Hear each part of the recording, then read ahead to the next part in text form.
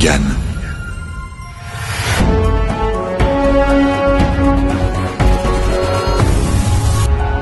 Siobhan suivit Toby Pitt à l'étage supérieur, dans la salle du conseil de la Royal Society. Le centre de la pièce était occupé par une table de conférence ovale, autour de laquelle pouvaient tenir au moins 20 personnes. Mais ils étaient seuls. Avec une certaine hésitation, elle prit place à la tête de la table. Au mur était accrochée une tapisserie zoulou légèrement surréaliste, censée symboliser l'éveil de la science et les portraits d'anciens membres éminents de la société, surtout des hommes blancs morts depuis des lustres. Mais les tableaux animés datant des dernières décennies présentaient une plus grande diversité. Toby effleura la surface polie de la table qui devint transparente, révélant une batterie d'écrans enchâssés. Ceux-ci s'allumèrent, affichant diverses scènes de catastrophes, accidents de la route et collisions ferroviaires, égouts déversant ses déchets directement sur une plage, carlingues d'avions écrasés sur une piste à Heathrow, et des visages préoccupés, pour la plupart avec des écrans à l'arrière-plan et des écouteurs sur la tête. Une jeune femme à la mine sérieuse avait l'air d'appeler depuis un centre de contrôle de la police. Croisant le regard de Siobhan, elle lui adressa un signe de tête. « Vous êtes l'astronome »« L'astronome royal, oui. »« Professeur McGoran, je m'appelle Philippa Duflo et je suis secrétaire particulière du maire. » Âgée d'une petite trentaine et s'exprimant dans une langue d'une correction hallucinante, elle était vêtue d'un tailleur légèrement froissé. « Le maire ?»« De Londres. Elle m'a demandé de vous joindre. »« Pourquoi ?»« À cause de la crise, bien sûr. » Philippa Duflo avait l'air à cran, mais elle réussit à se calmer. Vu la pression à laquelle elle était manifestement soumise, sa maîtrise de soi était remarquable. « Je vous prie de m'excuser, » dit Philippa. « Tout nous est tombé dessus si brusquement au cours des 2 dernières heures. Nous essayons généralement de nous tenir prêts à réagir à tous les imprévus. Mais aujourd'hui, nous sommes un peu dépassés. Personne n'aurait pu envisager une catastrophe de cette ampleur. Nous nous efforçons de reprendre le contrôle de la situation. »« En quoi puis-je vous aider ?» Officiellement, Philippa appelait au nom du London Resilience Forum, un organisme transversal mis sur pied au lendemain de la recrudescence d'attentats terroristes du tournant du siècle. Présidé depuis la mairie, il rassemblait des représentants des pouvoirs locaux et des différents services publics de la ville, transport, santé, distribution d'eau et d'électricité. Un autre organisme, responsable de la planification des services d'urgence londoniens, était aussi placé sous l'autorité de la mairie. Au-dessus de ces structures régionales, diverses agences nationales de coordination des secours dépendaient directement du ministère de l'Intérieur. Siobhan avait assez vite saisi que la plupart de ces institutions se contentaient de brasser du vent. La vraie responsabilité de la réaction face aux situations d'urgence reposait entre les mains de la police, dont un des commandants territoriaux était, à cet instant même, en contact permanent avec la mairie. Cette structure décentralisée, toute britannique, permettait une flexibilité et une capacité de réaction au niveau local, assurant une certaine efficacité. Mais depuis que le pays était complètement intégré à l'Union eurasiatique, il existait aussi à ce niveau un organisme de gestion des situations de crise créé sur le modèle de la Federal Emergency Management Agency américaine, et sous les auspices duquel, quelques années plus tôt, les sapeurs-pompiers londoniens avaient été envoyés pour combattre une catastrophe survenue dans une usine de produits chimiques à Moscou. Pour le moment, ce réseau d'organismes de gestion des crises était submergé de mauvaises nouvelles. Londres était touché par une série de problèmes interconnectés dont Siobhan ne comprit d'abord pas la cause première. D'un seul coup, tout partait à volo. Le problème le plus immédiat était la rupture de l'approvisionnement en énergie. Philippa bombarda Siobhan de données sur des zones en partie ou complètement privées d'électricité.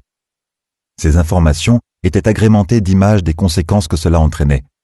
Par exemple, ce centre commercial souterrain de Brent Cross, lumières éteintes, ascenseurs et escaliers roulants bloqués, où des milliers de personnes étaient piégées dans une obscurité uniquement combattue par le rougeoiement des issues de secours. Philippa avait l'air accablée. Le premier appel que nous avons reçu venait d'un homme qui s'était retrouvé coincé dans sa chambre d'hôtel quand le verrou électronique s'est bloqué. Depuis, ça n'a fait qu'empirer. Tous les moyens de transport sont immobilisés. Des gens sont prisonniers d'avions en attente sur des pistes de décollage. D'autres sont piégés à bord d'appareils qui ne peuvent pas atterrir. Nous n'avons encore aucun chiffre. Nous n'osons même pas penser au nombre de personnes bloquées dans des ascenseurs. Le problème était dû au système de distribution d'énergie. L'électricité venait en majeure partie de centrales nucléaires, éoliennes ou marémotrices, ainsi que de quelques antiquités à combustible fossile. Les générateurs envoyés dans des câbles à haute tension plus de 100 000 volts, le courant qui, de sous-station locale en transformateur, ne dépassait pas plus de quelques centaines de volts à son arrivée chez l'utilisateur final, entreprise ou particulier. Et là, tout s'effondre, avança Siobhan. Oui. Philippa montra à Siobhan l'image d'un transformateur aussi gros qu'une maison en train de tomber en morceaux, tandis que les plaques de tôle de son noyau s'entrechoquaient, agitées de vibrations. Ailleurs, des lignes à haute tension s'affaissaient, fumantes, visiblement en train de fondre. Là où elles touchaient les arbres ou d'autres obstacles, de puissants arcs électriques déclenchaient des incendies. C'est la magnétostriction, expliqua Philippa. Les techniciens savent ce qui se passe. Simplement, les CIG qu'on constate aujourd'hui dépassent en puissance tous ceux qu'on a connus par le passé. Les CIG? Qu'est-ce que c'est que ça? Les courants induits géomagnétiquement. Philippa dévisagea Siobhan d'un œil soupçonneux, comme s'il n'aurait pas dû être nécessaire de lui donner une explication. Elle se demandait sans doute si elle n'était pas en train de perdre son temps. Nous sommes en plein orage géomagnétique, professeur McGoran. Un gros. Il a surgi de nulle part. Un orage géomagnétique. Bien sûr, une tempête en provenance du soleil, celle-là même qui était à l'origine de la magnifique aurore boréale. Siobhan, le cerveau engourdi par la chaleur qui montait dans la pièce, se sentit idiote de ne pas l'avoir compris tout de suite. Ses cours de physique lui revinrent en mémoire. Un orage géomagnétique, dû à une fluctuation du champ magnétique terrestre, engendrait des courants induits dans les lignes électriques. Et comme ces courants étaient continus, alors que celui du réseau électrique était alternatif, le système se retrouvait vite en surcharge. Les réseaux de distribution d'électricité ont dû recourir au transit. Le transit? L'importation d'énergie. Nous avons des accords d'échange, principalement avec la France. Mais les Français ont des problèmes eux aussi. Il doit bien y avoir une certaine tolérance des systèmes. Vous seriez surprise, dit Toby Pitt. Depuis 50 ans, nos besoins en énergie n'ont cessé de croître. Mais nous nous sommes opposés à la construction de nouvelles centrales. Et puis, il y a les forces du marché, qui font en sorte que chaque composant installé ait tout juste la capacité d'accomplir le travail qu'on attend de lui. Tout ça pour le coût le plus bas. Si bien que nous n'avons absolument aucune marge de manœuvre. Je vous prie de m'excuser, ajouta-t-il en toussant. C'est un sujet qui me tient à cœur. Le problème le plus préoccupant est l'arrêt de l'air conditionné, dit Philippa d'un ton grave. Et il n'est même pas midi.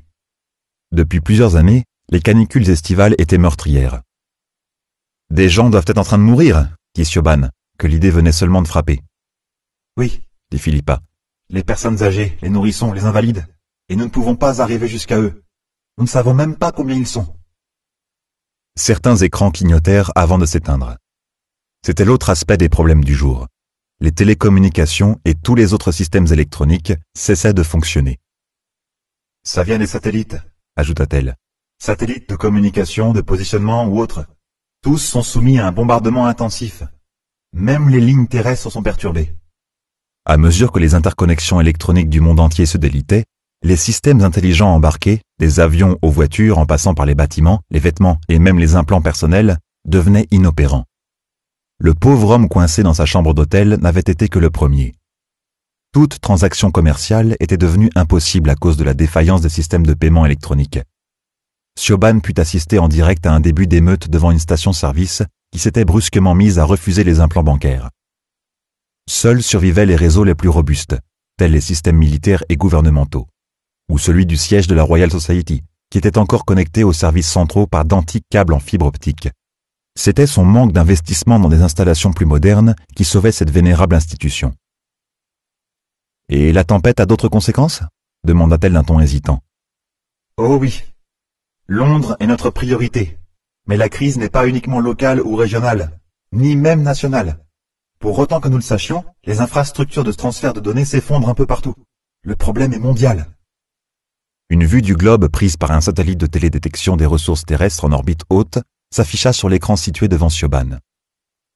Au-dessus de la moitié nocturne de la planète, les aurores polaires dessinaient de délicates arabesques d'une beauté renversante. Cependant, plus bas, le monde n'était pas si joli. La forme des continents plongés dans l'ombre était soulignée par les lumières des villes alignées le long des côtes et des principaux cours d'eau. Mais ces scintillants colliers étaient brisés. Chaque fois qu'une coupure de courant créait des problèmes dans les régions avoisinantes, l'obscurité s'étendait comme une infection. Par endroits, les centrales électriques essayaient de s'entraider, mais, expliqua Philippa, des conflits surgissaient. Le Québec accusait New York de lui voler une partie de ses mégawatts. Siobhan voyait çà et là de sinistres lueurs d'incendie. Et tout ça en quelques heures, se dit-elle. Comme le monde est fragile.